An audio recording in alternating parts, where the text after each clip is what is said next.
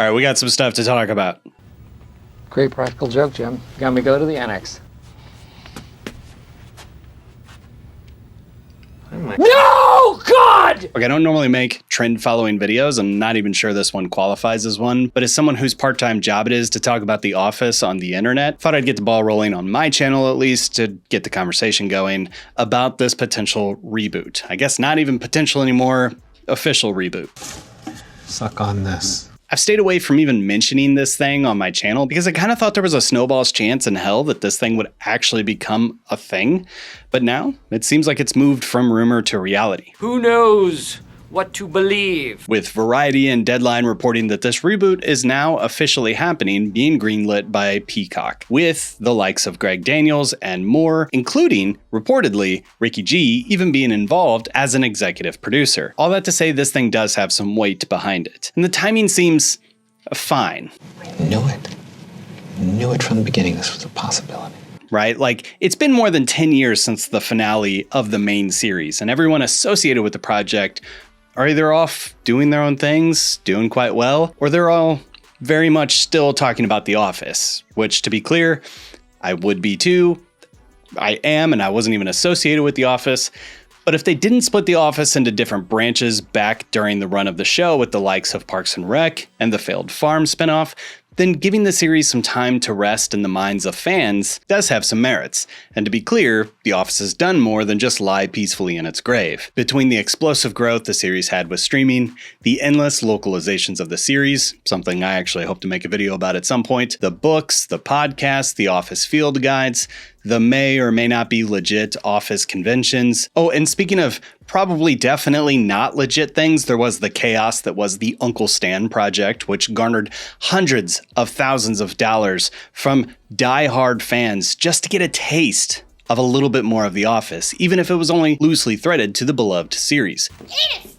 Couple all that with the insanity that is the endless flow of social media discussions, Facebook groups, Reddit posts, people on YouTube and TikTok. You gotta know that the powers that be have just been sitting around trying to think about how to cash in more on all of this love. And speaking of that, a lot of that love waned towards the end of the series. Boo! Weird. Okay, but this is a lost cause. And that's because The Office kind of struggled to find a groove in a post-Michael season 8 and 9. But I guess we can be sure that the people behind this reboot are well aware that all of us continued to watch the series through and through, even season 8 and 9. So considering all of that, the semi-success that Peacock has found by hosting not only the original run of The Office, but in greenlighting the superfan episodes, which have trickled out over the last several years, the timing is pretty not too bad to drop this reboot announcement. So today it was announced that this Office project would be set within the Office universe, one in which the Scranton Strangler was a real thing, mind you, and would see the doc crew turning their attention to a Midwestern paper company. Sorry, Midwestern newspaper company. Here is your headline. Scranton area paper company Dunder Mifflin apologizes to valued client. I think this is an interesting take, not only because I'm a Midwesterner, but because, and not to disagree too harshly with Robert California's rousing speech, those superstores are terrified of us. The paper wars are settled and the Giants won, but newspapers actually make for an interesting angle here, as they very much are in the same boat as the paper industry was in the way back year of 2005 when the series began. Because downsizing is a bitch. It is a real bitch. Though most of the newspaper business has switched to online outlets, newspapers are still a thing. So it is rumored that they will recommend, and the article cuts off. It's $1.99 to finish the article. I wonder what it was going to say. I can imagine an endless flow of ideas centered around weighing political correctness and the futility of all of these people's jobs. Conceptually speaking, there are a lot of ideas that have even just been teased here that make up what made The Office The Office. Having said that though, you have to ask yourself, why even call this an Office reboot if it's not really The Office? I ask that because it seems as though no one from the original show, on screen at least, will be in the show. Now, sure, they may make cameos. We don't know. We could just speculate at this point, but okay, I'll get there in a second. If Jim, Pam, Michael, Dwight, Kelly, Ryan, or anybody else from Scranton are not going to be in the series, Is it really The Office? Shows like Parks and Rec and Brooklyn Nine-Nine, both of which had Office people behind them, in many ways are spiritual successors of The Office. And I actually think there's a solid argument to make that if those series would have been spinoffs of The Office, they likely would have struggled. Not only due to fan expectations, but if the writers had to shoehorn in cameos from the Scranton bunch, it probably would have felt a little clunky. Like, how do you get Michael making a cameo when he's out in Colorado and then like, Pam's like in town visiting her cousin. Maybe Dunder Mifflin's a supplier. Maybe Athlete moved out of Arizona. These are treasure trove of ideas, NBC. Then there's the real question that's dominated The Office fandom anytime the reboot question pops up online over the last several years. Can this show exist in today's modern, let's call it heightened sensitivities about political correctness? And I'll say what I've said since the get-go. That makes no damn sense. The show, while created in the past, and thus set in the past, was always considered slightly irreverent. But, you know, Michael wasn't supposed to be considered some maverick getting away with saying kind of sexist and kind of racist jokes and just sticking it to the man, and everyone just shouldn't be so sensitive about it. He was the joke. Abraham Lincoln once said that if you're a racist, I will attack you with the North. And I think some of that got lost in translation along the way. I even watched some of that happen in real time. Like the "that's what she said" joke went from Michael's kind of a sexist buffoon and can't help but make a double entendre joke to being one of the most memorable and funny bits of the show that's been looked upon with great fondness by everybody involved.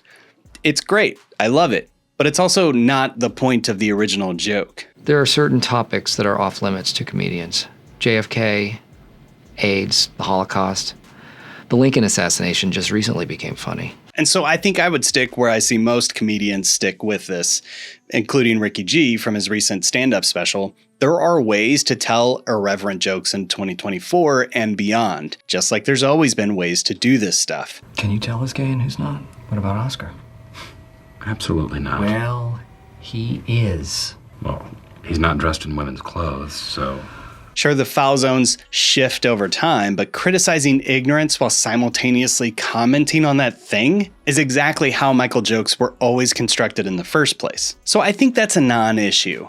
At least I hope that's a non-issue. Because I'm pretty sure most comedies today still do this stuff. I'll shy away from really commenting on things that are not confirmed, and there's going to be a lot of things that are reported on, a lot of things that are said that are not going to be true because they're just clickbait. A lot of things that are going to be said that are not going to be true because we're at least a year away from anything ever gracing our screens here. And that's a lot of time to pivot and change. And I would say I'm somewhere in the cautiously optimistic zone when I'm thinking about this reboot. Enough bad remakes and reimaginings have existed, and also good examples of remakes and reimaginings of TV shows and movies have happened to learn lessons from.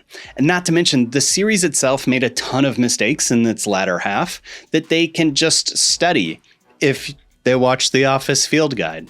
Plug. And hey, I guess we're early enough that if you're really interested in it, you could like go apply to act for, is that how shows work? You could submit your resume. So basically I have a high degree of confidence that they can figure out how The Office can work with an entirely different crew and an entirely different setting with the same Office tone, humor, and cringe. So optimistically, I have a lot of hope that they can create something new and fresh and worthwhile. But I also don't envy their jobs one bit. Pessimistically, and probably more accurately said, cynically, I'm pretty sure everybody's getting a solid paycheck from Peacock out of this, whether they knock it out of the park or not. So I hope that they care about what we want and not just getting that sweet, sweet cash. But as with all TV shows, we're going to have to wait and see what happens, because a lot of things can happen between then and now, including studio interference, which can muck up the entire creation process. So we'll see. And tonight they are airing the Brain Dead version. So welcome one and all to the world premiere of Corporate Crap Fest. Maybe as details come out, which are discussion worthy, I'll drop more content like this into a little playlist. But one thing that we can be sure of, if this is in fact The Office, I will give this new series the Office Field Guide treatment, meaning I will do every episode breakdowns there you go. There's your announcement. There's your news. More to come. Like and follow if you don't already. I'm not sure that you would watch this video, but thanks for watching, and we'll see you next time.